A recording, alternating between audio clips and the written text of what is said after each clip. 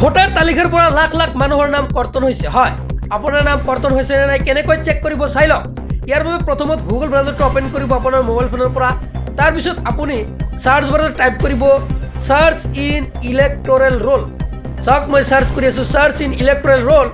Just এইখিনি লিখি search কৰক সাৰ্চ কৰাৰ পিছত একেবাৰে ওপৰত যেটো লিংক আহিব ইয়াতে ক্লিক কৰক ক্লিক কৰাৰ পিছত আপোনাৰ সন্মুখত এনেকৈ ইন্টাৰফেস আহি যাব আপুনি চাওক ইয়াতে এন্টাৰ ইপিআইসি নাম্বাৰ আপোনাৰ যেটো ভোটাৰ আইডি আছে ভোটাৰ আইডি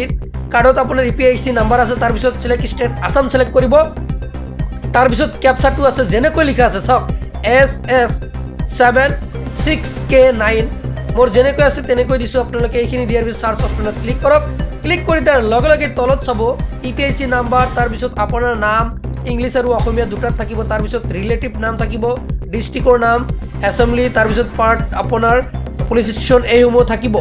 সকলো থাকিব তাৰ পিছত একশন অপচন আছে ইয়াতে আপুনি ভিউ অপচনত ক্লিক কৰাৰ পিছত আপোনাৰ বিএলৰ যদি যোগাযোগ কৰিব লাগে তলত চাওক বিএলৰ নাম্বাৰ আছে আপুনি বিএলৰ নাম্বাৰত আপুনি যোগাযোগ কৰি সুধি ল'ব তাৰ পিছত এটা অপচন পাব ফৰ্ম 8 যদি কাৰেকচন কৰিব লগা আছে তেনে ক্ষেত্ৰত ফৰ্ম 8 অপচনত ক্লিক কৰিব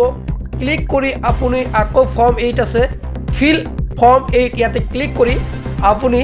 এটা চাওক মোবাইল নাম্বাৰ আৰু আপোনাৰ যেটো ক্যাপচা ইটো দি সেন্ড ওটিপিত ক্লিক কৰি আপুনি কৰিব পাৰিব যিসমূহ কাৰেকচন হয় কাৰেকচন কেনেকৈ কৰিব লাগে নেক্সট ভিডিওত মই আপোনালোকক জনাই দিম হে ভিডিওটো যিমান পাৰে বেছি বেছিকৈ শেয়াৰ কৰি দিব আৰু যদি পেজটো ফলো কৰা নাই ফলো কৰক কিয়নো মই সদায় আপোনালোকৰ বাবে ইনফৰমেটিভ ভিডিও দি ৰাখিম আৰু যদি আপোনালোকে ভিডিওটো শেয়াৰ কৰা নাই এতিয়া শেয়াৰ কৰি দিয়ক মই পৰৱৰ্তী ভিডিও লৈ আহিছো আজিলৈ মানে ধন্যবাদ।